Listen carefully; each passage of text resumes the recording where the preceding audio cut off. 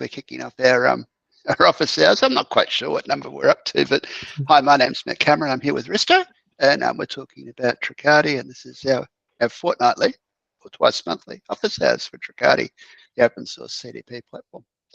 Hi. On our hi, sorry. On our agenda today, what do we got? We're gonna do a sneak peek of the blog. We're going to talk. Risto's going to share what he's up to, and also I'm yet to get started, but I've got a plugin that I'm working on and get some advice from Risto on using ChatGPT to get started with that. So I think that's our agenda for today. But before we go ahead, for people that don't know who you are, Risto, did you want to introduce yourself and share a little bit more about you and Tracardi? My name is Risto, and I'm a founder of Tracardi, an open source CDP, where we try to create a new kind of customer data collection platform. Actually, there are a lot of CDPs, but we try to do the CDP with the automation, so you can also have an automated customer journey. Yes, and I've been doing this for 3 years, and finally we have, quite a few people using this. So if anybody is interested to getting its journey with Tracardi, you are all welcome. Awesome. I think my journey's been over the last few years. It's been more with the commercial platforms, but last year I came across Tracardi as an open source platform, and I've said it before. I think it's the best thing since sliced bread. But it is good. It sort of ticks a lot of the boxes that you would expect from an open source platform, and it does it very well. And it's comparable to some of those bigger products out there, which have got enterprise price tags on. But we're talking about something that's open source here, and also something that we're able to actually mold the future with. Because I know I've put together a couple of plugins, and I see the community contributing back into the project. It's not just all about a corporation, it's about a community, and we're sort of all in this together making a difference. So I guess where do we kick off? We are starting this blog. Yes, we are. We were scratching our heads a little bit about how to get people to be a little bit more engaged, a little bit more. How do we get the platform shared a little bit more easily? So we thought about a blog, and we thought about on the blog putting 1 minute shares with the community sharing what they're doing. We're all but at the point of launching the blog, and the blog, if you want to go looking for it, it's blog.tracardi.com. And what you'll find there right now, when you go and have a look, is you'll find a little bit of a snippet from this office hours, just sharing what we're sharing now, where we're launching the blog. But the purpose of the blog is just to help people learn, share, and come together and share their stories around Tracardi in a nice, easy way. So that's the whole purpose. Good idea would be just share less technical content, because we have on our channels we have a lot of technical content, how to get started, how to install Tracardi, but also less technical, how to use it in the business, because CDPs are different types of CDPs. And some CDPs just collect data, other CDPs at Tracardi also automate the customer journeys. So I think that would be just nice to share how people are using Tracardi, how they automate the customer journeys, how the business can use Tracardi, and also how easy it's to get started. Actually, if you think about collecting data, you can start, in my opinion, within 1 hour. And I think this could be very beneficial. And if somebody wants to learn more about Tracardi and its features, joining this blog would be very, very beneficial. Yeah, and that's a big deal, getting started quickly, because it's not weeks, it's not months, but yeah, it really is. Start collecting the data. And what's interesting when you start collecting the data is you start seeing trends. And all of a sudden, light bulbs go off, and you say, how can I use this data? And something that makes Tracardi a little bit different to some of the other platforms is you can you can feed back to the user in real time through plugins on the page or pop-ups, Hmm. asking questions that can then create more events. But I guess we're going Hmm. to see more of those use cases on the blog over time, and that's something to look out Yeah. for. And I would like to share, actually, quite recently, I've implemented this strategy on my webpage on Tracardi.com, where I just, ask people if there are MarTech professionals. And then yesterday I just implemented, okay, um, would you like me to demo Tracardi for you? So you can just leave an email. Tracardi will automatically respond with either pre-recorded demo or a demo that we can schedule. And yes, and this is one piece of customer journey. Yeah, okay, so you can see how quickly you can, from installing Tracardi, collecting data, start interacting with your customers, with your users, and just inviting them to some code, so to begin some journey. Yeah. Yeah. I think I saw that. I think I saw that the other day, asking who I was, and but I didn't see the prompt again. So there's some smarts in the system that sort of asks a question once, and then doesn't keep Hmm. asking the same question. So some of the software out there can be a little bit dumb. But that's where a CDP comes in: Hmm. segmentation, interests, intent, and understanding the customer a little bit more. So I think in my case, I saw the message, haven't seen it since, and I was looking at documentation at the time. So yeah, it's helping you to make sense better of your audience, and um, helping to make the journey a little bit Hmm. less invasive. And I recently just find out a new term for this, when you just keep enhancing the information about the customer, and it's called progressive profiling. Okay. And I think one of the ideas to add some additional widget for Tracardi, uh, that are widgets that have a list of questions that are just in some sequence, and you gradually answer each of the questions. So it will just keep asking you questions from time to time about things that you are interested in. If somebody moves in that sequence, you will be asked another question, etc., etc. So this is also quite interesting way of doing this, because actually you can do that in Tracardi in workflows. But if you have like one widget that where you put all the questions you are interested in, the system will just take care of asking those questions. I like that. And I guess that's what Tricati is all about. We're looking at solutions and able to implement them reasonably quickly through Hmm. the framework that's there. So look out for more on the blog for some of these recipes.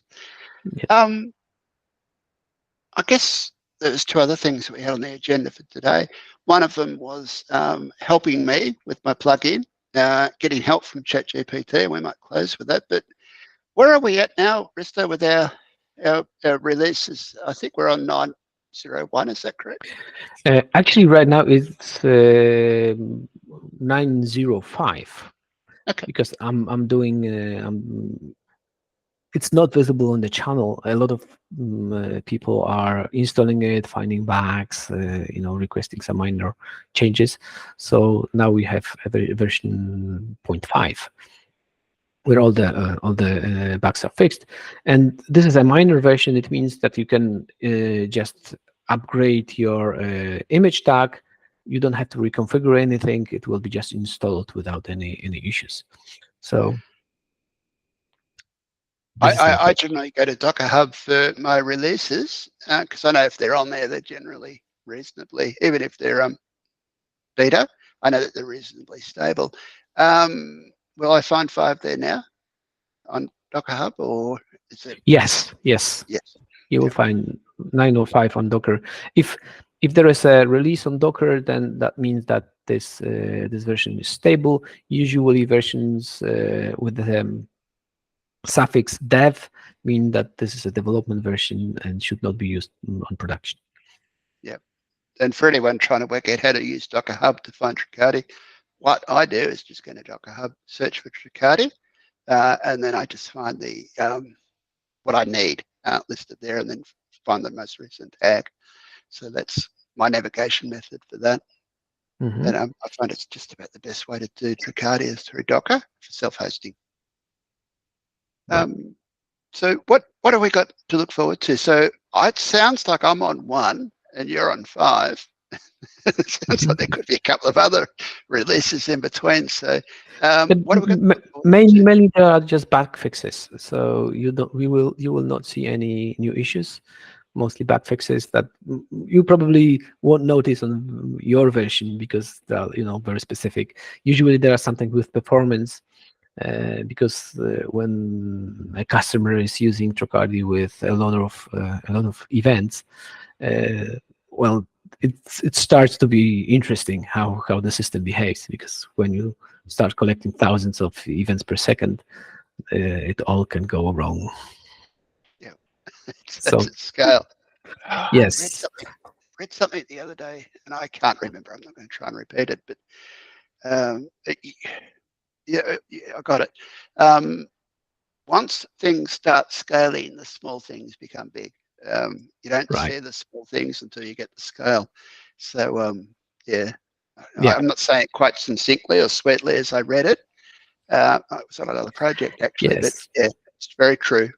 Simple save to the database becomes a problem. So when you save it, like from time to time, once a second, but when you start to sending it like 1,000 times per second, then you have to think how to save less. Actually, how to save more in one request, and how to do that if what I was facing, and actually Tracardi solves it very well right now.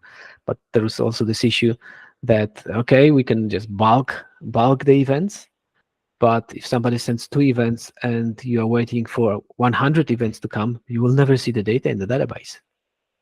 So it has to work if somebody is sending little amount of events and a huge amount of events. So it have to take take in consideration time, when to save it, should I save it right now or not. So yeah, that's why commercial Tracardi is completely different than open source. Open source just Yeah, saves it into the database, doesn't care. Commercial Tracardi will just take care of volume and when it should be saved.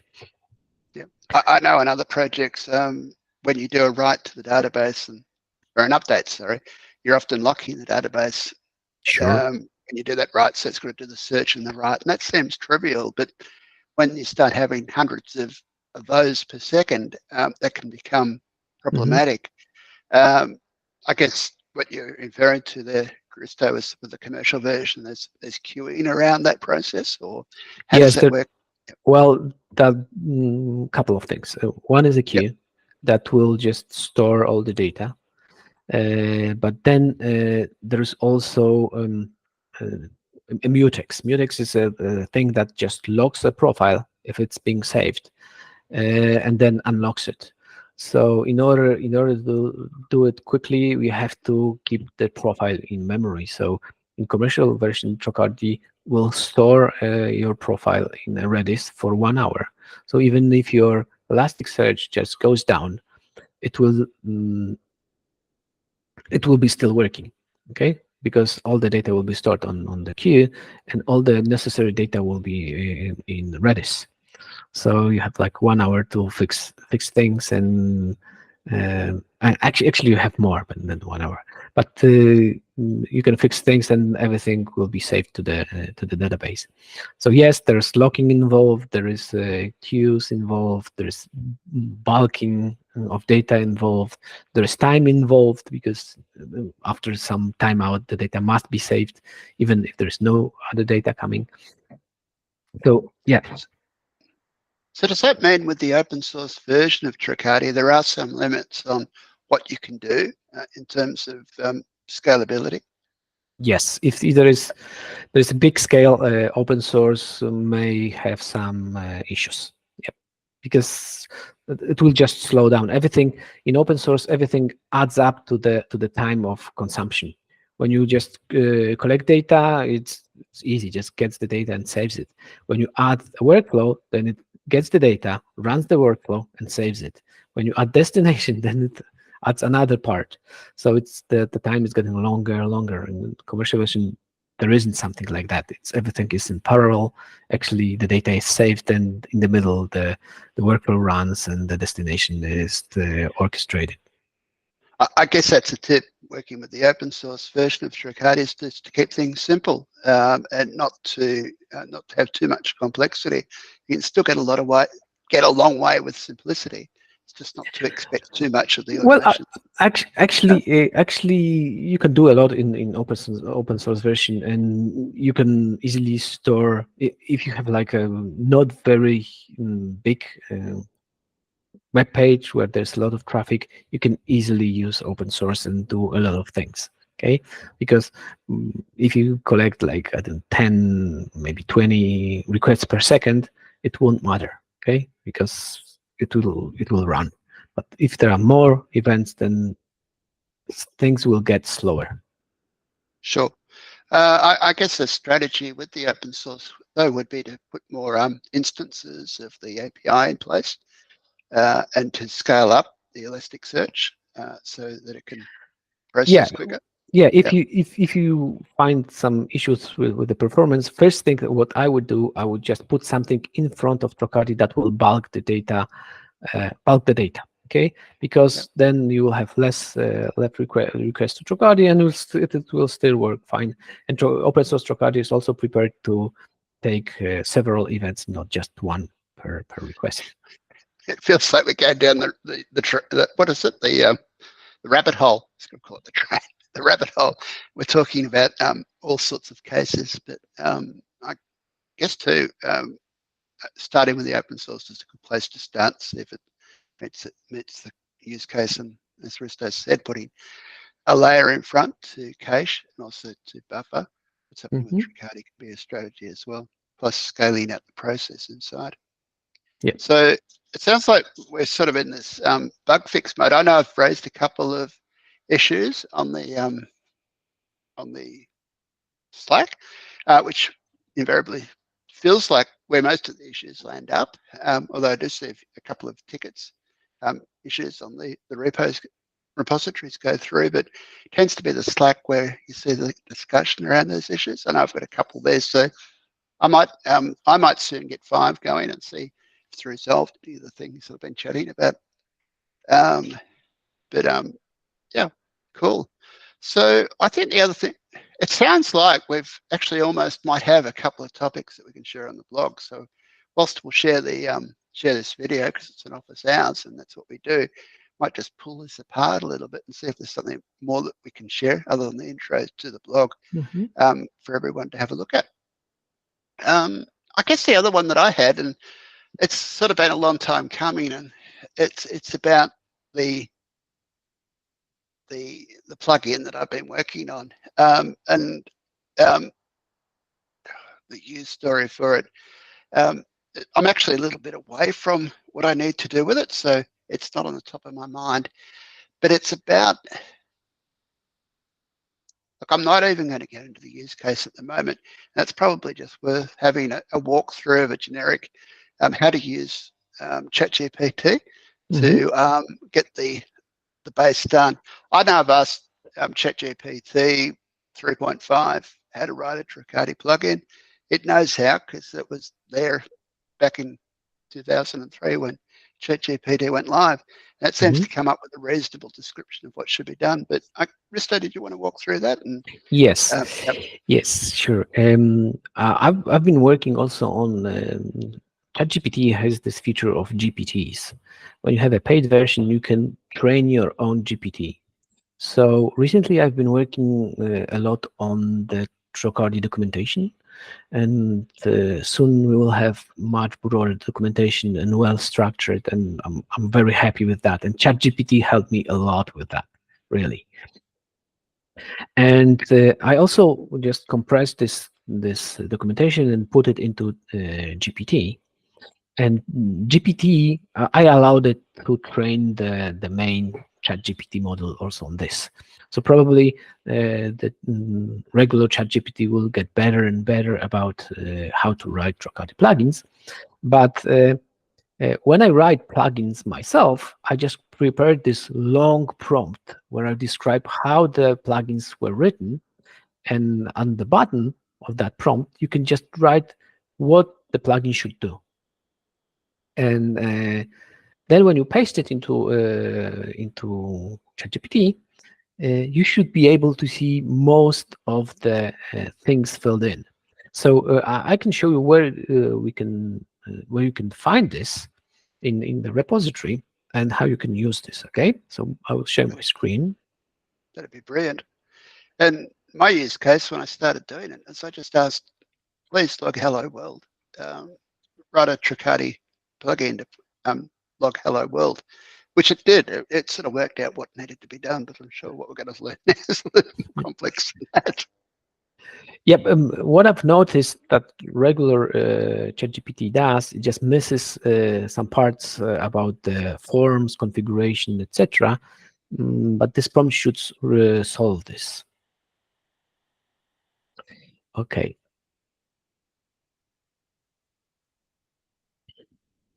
I'll go into the code, and I try to find the documentation AI templates, and in here are the prompts that you can use. And some of the prompts are very useful when you would like to write a documentation, for example, plugin documentation. So you can see this prompt is made to set a context for ChatGPT to write a plugin documentation for Tracardi. So I'll just describe that your task is to document Tracardi plugin, and it describes how it should be done. It gives some general context, how the plugins are written, how the code is organized, and then you paste your at the bottom. Sorry, here. Here's the full plugin code. You just paste the code of the plugin, and it will spit out the documentation. So this is the plugin actually you have written, the Ghost plugin. Yep. And you can just go and see how it prepares the documentation for it. Actually, the documentation for the Ghost is made by ChatGPT, so it should be very similar. So here we go. I've just pasted this prompt, and you can always replace this code with your plugin. And at the bottom, you can see that it sees that this is the Ghost plugin. What version is of that plugin? Just describes the whole thing that the plugin does. It extracts it from the code. So it's sometimes even described better than I would do that, because I sometimes miss something. Okay.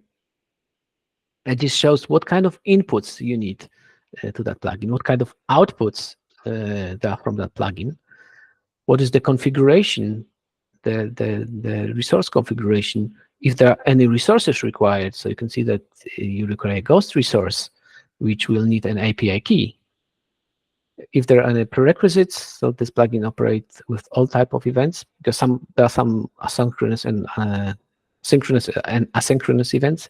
So widgets usually need synchronous events, but this one will work with any event. And it could even extract what errors you will see if something goes wrong. And this is the whole documentation. Yeah. And basically, I usually just copy and paste it. This is done so correctly that I usually just copy and paste it. Now we can go and do the same, but for plugin coding. So this is the same thing. This is the whole description of how the plugins are created. There are even code snippets saying, okay, the plugin must be done this way.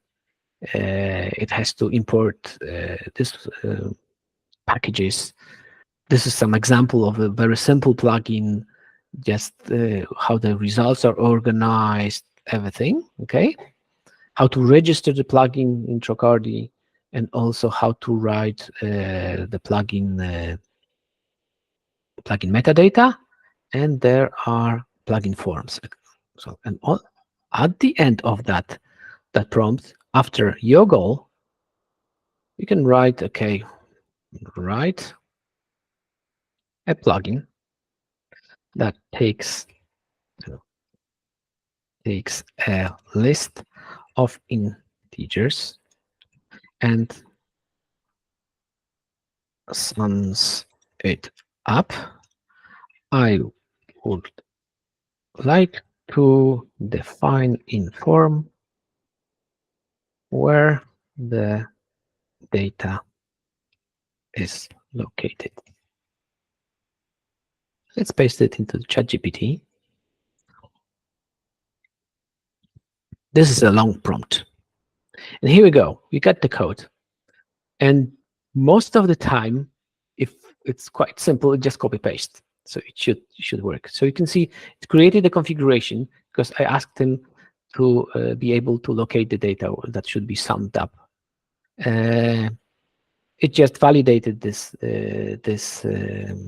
configuration. In the configuration, you can see that there is this data path, and this is a form that uses this data path, and it is a dot path to the list of integers in the payload. Yeah, some integers, etc. And the code, let me see the code. Yes, it does it correctly. So it reads the data from the internal state of the workflow. It finds the numbers. It checks if it is a list, if all the elements are integers, and it returns a sum of that numbers. Here you go. I would be pretty sure that if I copy and paste it into Tracardi, it will work. Awesome. I love live demos because you're doing this live. I see it's on ChatGPT 4. Can this be done with 3.5 or an earlier version? Well, let's try it. I think it should do it pretty good. I also think that this one, ChatGPT 4.0, is also available for free. Yeah. Okay. So some integers. Yeah. It didn't do the checking for if the list is full of integers, but basically I would say that yeah, it should work as well. Awesome. That's that gives me a place to start. Where can I find these? So is this on a repo right now? Where can I go and find these prompts? Yes, it's in the repository. It's in the Tracardi Yep. API docs Yep. template AI templates. Right, gotcha. Yep. Yep. I have seen those before. I've been curious about what they are, to be honest. So, yeah. Yeah. Awesome. Yeah. So yeah, you just got to follow your nose. I use it daily, and they help me a lot. So I'm able to write plugins very quickly. And also there are some other plugins and some other templates. I don't know if all of them work good as well. I would use just those two, plugin coding and plugin docs, because I use those very frequently. The others may not be that accurate. I guess next time we do office hours, which will be in a couple of weeks' time, what I might do is share what I've done and also share how to deploy that. I've got a method of how I deploy this on Docker in a live instance, not on a live website, but the method I'd go through for testing this and making sure it would work. It's probably different to Risto's, but everyone's got their own ways of solving this. So I might share mine, and maybe Risto, if you want to share, you go about testing something like this as well. I think also that this is a good topic for the blog. So you can just have a short 1 minute video, because this is the best content. Okay, if you can learn something in 1 to 3 minutes, this is very good. I like this way of learning. So this could be very. And I'm sure everyone does it quite slightly different, for all sorts of different reasons. So yeah, 1 minute share, and yeah, that's definitely the way to go. We'll get that on the blog. Loving it. Perfect. What else is on the Tracardi Okay, page? I can share what I'm Yep, currently working on, and I think that the good way is to just show and something tell. to go and check this. Um, as I said, I was working on documentation. It's almost done, and it's available on the doc. Oh, sorry, it's available on the GitHub. Maybe I will share my screen again. So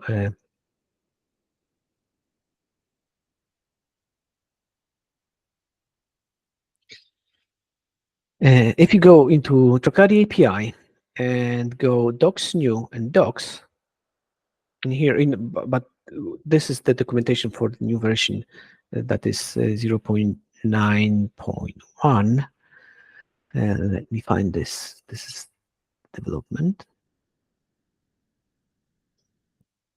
So when you go to docs docs new, there's the whole new documentation that is written from scratch using ChatGPT and the code inside Tracardi and all the information that we have in Q&As. So right now it has much more data much more information in the documentation. The installation is simplified, so you can see the installation of dependencies, open source, commercial, and development environments. Each of the part is described in detail. I also added the required version numbers that Tracardi is compatible with. So you can also go and how to install Elasticsearch. And you can also find the information how to install Elasticsearch in deb or Docker or using Kubernetes. So there's a lot of new information, and I will be publishing this probably very soon. And with that, I also created a GPT, but not quite sure why it's not available for everyone. I have to just figure out what I'm doing wrong. And this GPT has all the information about Tracardi. So you can just literally ask that GPT if you have some issues. For example, I don't know, I cannot connect to Elastic Search. I'm just trying it for the first time. I don't know what that GPT will answer. So it has all the knowledge about Tracardi and it can give you some tips how to solve the issues. So it assumes that you installed Elasticsearch as deb, and you can just go through and see if it's working. Oh, you can also see the Elasticsearch configuration inside Tracardi. So it's quite interesting how it solves different issues, and it has a lot of information about Tracardi. Looking forward to testing it before I test you. Yeah, I will try. I will try. Yes, I think this can be, have more information than I have. But So, you're generally pretty responsive, Risto, but maybe this could be just in the moment, in real time. Which would be awesome. yeah, But I must admit, it's what we get is pretty good. yeah, Even for and open source. and another thing that I'm also working uh, last. In the last office hours, we've been talking about this way of collecting interests. Okay, so I'm thinking about the service that will just collect interest from different events, and then build like a vector of interest that you can then compare with other profiles. So I have some progress in that. I've been able to collect the interest and then build the vector, and the results are quite promising because with that data, clustering becomes very, very easy, and that clustering is basically your segments. Yeah. So this is quite interesting. Another thing that I'm just thinking, I'm not quite sure if the Gen AI and large language models are ready for this, because mm, basically, if the ChatGPT could be aware of the things that it does not know. So, for example, I have a knowledge database and ask my GPT what you do not know about Tracardi, or you would like to me to give you the information because I'm not aware what you know. Then it opens just a new things that I could do there with that, because with the customer data, I could just pull the data into the ChatGPT, ask ChatGPT what kind of data actually really will allow you to segment this profile better. Okay, with that huge prompt, how I do segmenting, etc. If it says, okay, I'm missing, for example, the gender of that person, or I'm missing then I can ask the question. That's so interesting. I know that I'm in the process of putting together some recipes on my own blog um, for how to do things, and ask ChatGPT in order of importance, suggest some recipes for Tracardi CDP that will encourage social proof engagement. Um, but but it's so interesting because you sort of say, what information do we need to make that work? And it's sort of, we've got this, here's a profile, what's Mhm. missing? So it's a really interesting approach to that, Yeah. because there's a depth of knowledge there that, like you said, it highlights things that we don't necessarily think Mhm. about, surfacing some of Yeah. the unknowns. Yep. Yeah. I was thinking that, okay, I could just say, I usually do the segmentation this way, and I put this, and this, and Yep. I have this data on that customer. What kind of data would you like me to collect so the segmentation would be better? And yeah, and I'm just exploring this. I don't know if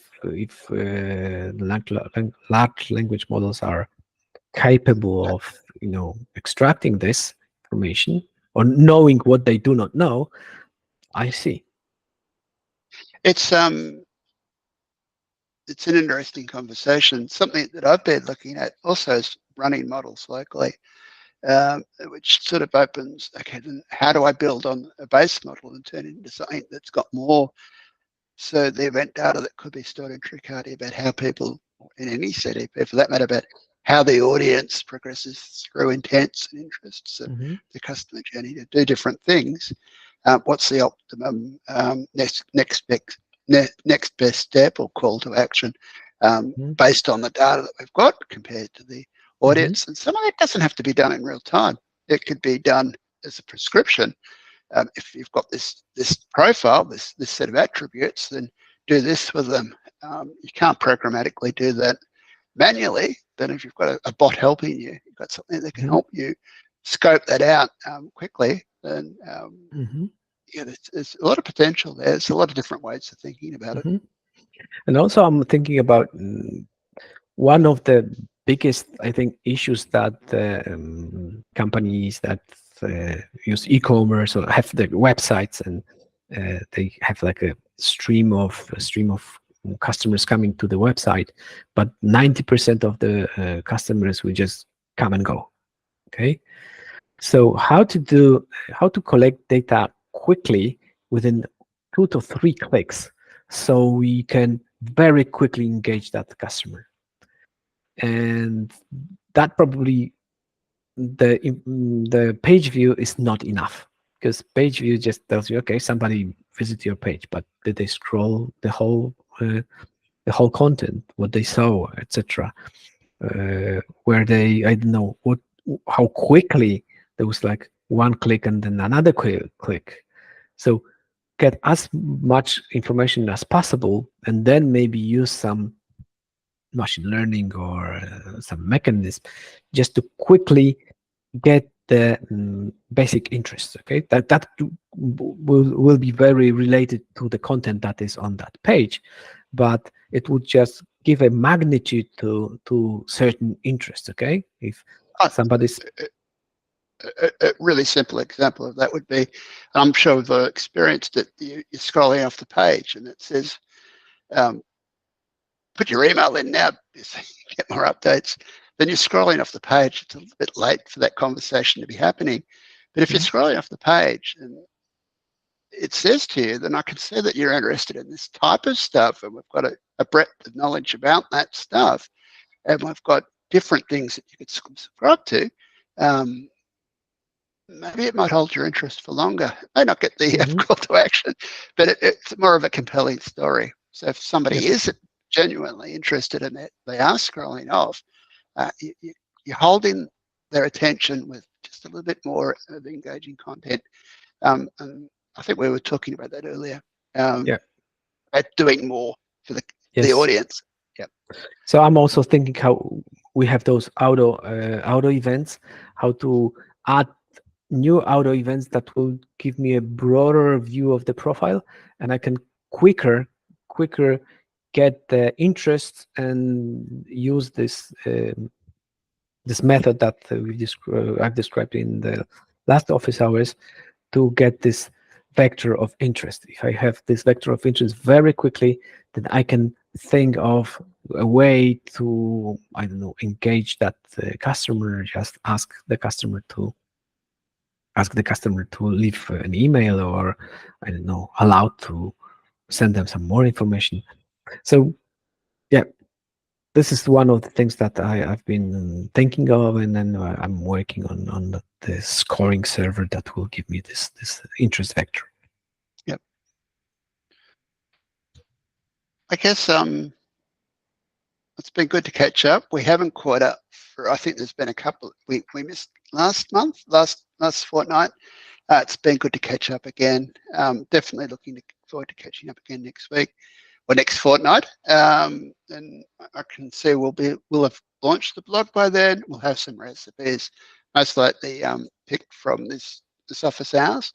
And we'll definitely have the previous office hours ready to share as well. So I'm looking forward to all of that. I know when I talk to people about Tracardi, they're interested. And one of the things I say, it's like I said earlier, it's pretty good. And if you are a digital marketer, it's definitely worth having a look at. And it's definitely worth sharing with friends, even if it is just to have a look at how this problem's been solved, the different platform, different points of view always help inform and create a good conversation around what options are out there. But I definitely share the blog with friends as soon as we launch, and share these office hours. And please come along. Right now we do Q&A. We've probably covered off everything we've had on the Slack today in terms of what's been released in through to 09.5. But it's been good to catch up. Any closing remarks, Risto? If any of you have an issue with Tracardi, would like to start with Tracardi, you can join our Slack channel. There's always somebody there that can help you. So just join our page and join our Slack. And if somebody wants to join Slack, how do they go about doing that? What's the best way? The best way is just to go to Docker Hub. There is a link for all our links for all our social media. Yep. So you can join through any social media. Slack is the best because you can interact with us real time. Not a problem. And that's when you say Docker Hub. So go to Docker Hub Tracardi. Is that right, or just to the website? Sorry, Docker Hub, GitHub. I meant GitHub. Sorry. I was wondering. I wouldn't say anything. GitHub. Docker Hub, Yes. good, but There is the description of Tracardi on Docker Hub, but I don't know if there are social links, so maybe I should put it there. maybe, but I think yeah, definitely the GitHub or the website. Yes. So GitHub's, if you type into Google GitHub Tracardi, you're definitely going to find Tracardi on GitHub. And if you just type in tracardi.com, you're definitely going to find Tracardi there as a contact us page. If you do the email me thing, Risto will definitely provide more information for you I know I came on board via a Twitter DM. So I joined the Twitter channel, and that's how I landed in the Slack group. But yeah, it definitely, definitely, you'll definitely find yourself there pretty quickly. Good. Cool. Thanks, Risto. Okay. Thank you. Thank you. We'll see you See soon. you. See you soon.